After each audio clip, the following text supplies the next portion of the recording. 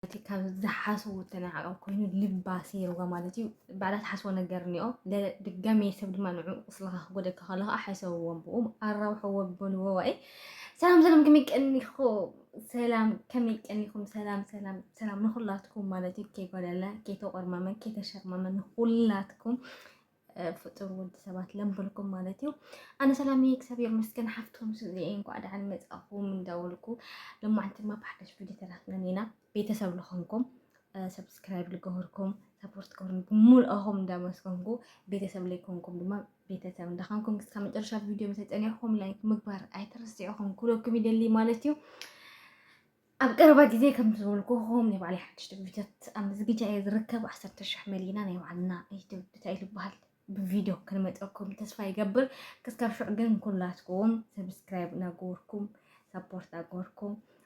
تو تلي وحسب لنا عليكم ما كومنت نعمكم أنا تما عندنا كل ذا كومنت أتيم بو أي مالتيو نفذ زمت ذا فيديو عن غطل دما مالتيو تلم حسب بس جرم نجر بالتعميم مالتيو اللي بيجتن كفاني نجر بفلاي لخونا نجر حسب حاسيبك مجرشو زي كتبوك مثلك خلو زي كعرق مثلك خلو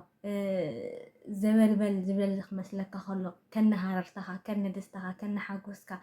كن تمنيتك كن متأخذ حاسول نجرات ግን ከዓ ገና ኣብ መንገዲ ካለኻ ገማዕማዕ ክብለካ ከሎ ሕሰውዎ ማለት እዩ ከመይ ዓይነት ስምዒት ከም ዝስማዓካ ከመይ ዓይነት ልቢ ስብራት ከም ዝስማዓካ ማለት እዩ እና ናይ ንበዓል ናቱ ዘኒእዎ ኩነታት ብጣዕሚ እንትን ይብል ማለት እቲ ጉዳይ ዓብዪ ነገር ኮይኑ ወይ ድማ ዘይስተኻኸል ወይ ድማ ሕክምና ዘይክእሎ ነገር ኮይኑ ዘይኮነ ግን ንስኻ ካሊእ እንዳሓሰብካ ካሊእ ከዓ ዘይሓሰብካዮ ነገርካ ተጠውዩ መፅዩ ልብኻ ዝፈራራቕ ክፈጥረልካ ከሎ ከዓ ከቢድ ነገር እዩ ማለት እዩ ናይ ናቱ ጉዳይ ደርጋ መብዛሕትና ንፈልጥ ንኸወይና ወይ ከምኡ ዘጋጠመኩም ሰባት ይህሉ ይኸውን ኣብ ሓደ ሰባት ወይ ድማ ብናይ ሰብ ነገር ዝፍጠር ነገር ክህሉ ይኽእል ብናይ ባዕልኻ ናይ ፀቕጢ ናይ ጭንቀት ምናምን ምስ ትሰርሖ ስራሕቲ ምናምን ዝፍጠር ፀገማት ክኸውን ይኽእል ወይ ድማ ብእግዚአብሔር ነገር ክኸውን ይኽእል ብቻ ብብዙሕ ነገራት ወላ ወለድና ብዝፍታሕ ነገር ገይሮም ይፈትሕዎ እዮም ብፍላይ ድማ ታይኒ ምዋልደሊ ኸይትብሉና ኣለኹም ርግፀኛ እየ انتي كمان يا كم درجاكم ما شلت كان نيكرتو مالتي كان نيكرتو ناتو كرمي نحنا انا يسخي دقيم سواي سبيتينا دقي مالت تخكل ايكونن زخونه يخون طبو يهالو حما يهالو كرمي مرعى بفلاي دما كسكم مرعانا نبعد ناميني نزمرعونا اكل نبودك الخون إلنا እሱም ንኣሚኔ ነተደቀ ይትኸውን ተዘይኮይነ ምስካሊ ኣይዘውሩን እየ ምስካሊ ዝሙት ኣይፍፅምን እየ ምስካሊ ዝኾነ ዓይነት ርክብ ክህሎና ኣይደልን እየ ክስካብ ሽዑ ኣብ ስራሕ ክፀንሕ ካብኡ ድማ ሓዳረይ ሂወተይ ኣሚኔ ፍቅረኛይ ትብሉ ደቂ ተባዕትዮ ከምኡ ብተወሳኺ ድማ ደቂ ኣንስትዮ ክብረተይ ከመዲታተይ ንኣሚኔ ንሰብኣየ በዓል ገዛይ ኣቦ ደቀይ ኢልና ንፀንሕ እሞ ጽባح كلت مرة على معانت دما هجوت بزخنا من جدي يشان شرط قدام مالتي إن عاوزي حدا جيجاويو تبو أيقونيو كل أس أنت خيلنا سكاود متقبلنا قريبنا تكليلنا جرنا نجورو مالتيو جين حدا سبات نيوت سكاود مقبل نتوح نجوه إلهم نجارات زسفحفحو سبات علو زي أبولو تحن إشتن تنح مسؤولنا منامن لب مساعدكنا منامن إلهم تقول شلل ولو بحفشة نفت حدا كتأدخلها لبي عبيخا لبي أرجويتكا لبي أسفيحها أكلمت عند ريسكا أما زينكا تأتو قدام بل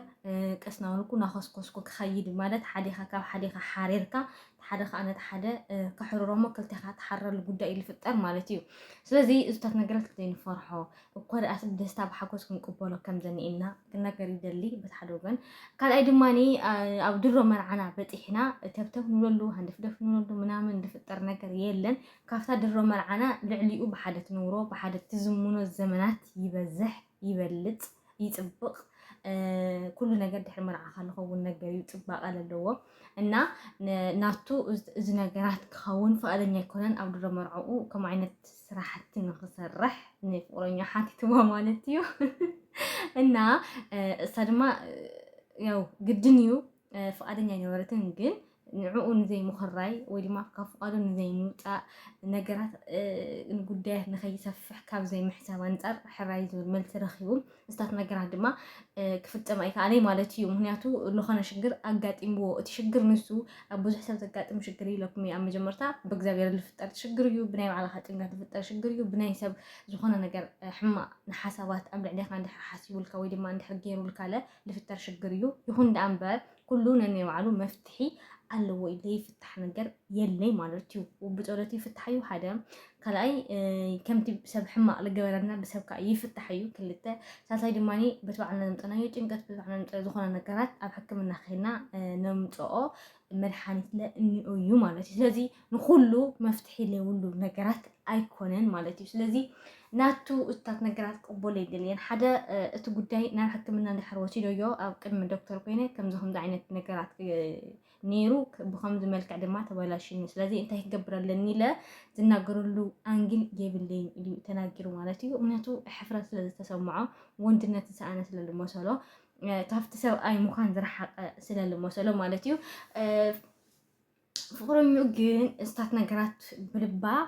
ብጣዕሚ ኣጉህያ ብጣዕሚ ሓሪቃ ምናልባት ድሕር መርዓና ለኸ ከምኡ እንድሕር ቀፂሉ ኮይኑ ናይ መፃኢ ሂወተይ እንታይ እዩ ልብል ኣብ ሕቶ ምልክት ኮይኑ ይኹን ዳኣ እምበር እስታት ነገራት ቁርጥ መቢላ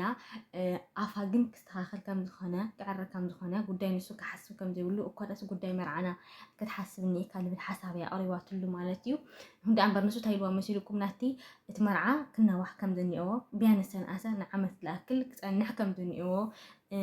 ካብኡ ኣብ ማእኸሉ ዝፍጠሩ ነገራት ባይዘወይ ናቱ ሓሳብ ብ50% ኣነ ይድግፎ እየ። ንምንታይ መሲልኩም ከም ኢልዋ ዓማውት እንድሕር ወሲኽና ኮይና ምናልባት እዚ ጉዳይ እዚ ቀፃልነት እንድሕር ሃልይዎ ኮይኑ እስኺ ካብ ተመርዕያ ነይራ ከምዚ ሓያምያ ምናምን ልበሃል ነገራት ስለዘሎ እስታት ነገራት ስያሜ ንዓኽ ንኸይጠብቀኪ ምስ መፃኢ ትምርዐውዮ ኣካል ምናልባት ዝኾነ ዓይነት ፅዕንቶ ንኸይበፅሐኪ እስታት ነገራት ተዝፀንሕ ልብል ሓሳብ ይመፅሉ ማለት እዩ። ግን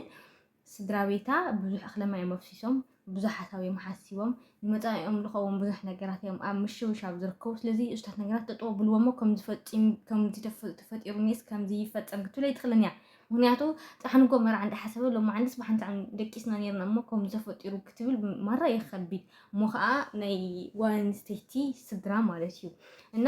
ራሱ ኣይኮነታት እንታይ ከም ዝምስል ከም ፅባይ ንስኻ ንኽትናገሮ ሞራል ይኹን ዝኾነ ዓይነት እንትንስ ኣይብልካን እዩ እና ማራ ከቢድ ንዓኣ ስለዘለዋ ነገራት እቲ ጉዳይ ኣይኮነን ዓማውቲ መዓልቲ ክውዕል ከም ዘይብሉ ውሳኔ ኣመሓላሊፋ ማለት እዩ እና እሱ እስታት ነገራት ኣይተቐበሎን ዋላ ካብ ዓርኩ ብፍላይ ምስ ናይ ሄራን ዘለዎ ነገራት ብጣዕሚ ኣብ ጭንቀት ስለ ዘኒኤ ናቱ ከም ሓደ ዓብይ ነገር ገይሩ ስለዝወሰዶ ስለዘይወሰዶ ናቱ ብጣዕሚ ምስ ዓርኩ ተባኢሱ እኒኤ ሕጂ ንምንታይ ናተይ ከም ዓብይ ነገር ጌርካ ዘይትወስዶ ስለምንታይ ስለናቲ ዘይትጭነቕ ምናምን ልብል እዩ ተናጊርዎ ኣቢነር ማለት እዩ። ኣቢነር ግን ካብ ተኣሲራ ዘኒኣ ንሳ ትብእስ ካብኡኻ ካብ ኣፈለ ኣይርኤካኒ ምናምን ልብል ዓይነት ስምዒት ስለተናገሮ ብጣዕሚ ሓሪቑ ተናዲዱ ማለት ኣብቲ ጭንቀት ክትብሉ ከለኻ ናይ ባዕልኻ ጥራሕ ሰብ ክርድአልካ ኢኻ እምበር እቲ ሰብ ዘለዎ ወይ ድማ ኣብቲ ከባቢኻ ዘሎ ክርድአልካ ኣይትፅበን ኢኻ ማለት በቃ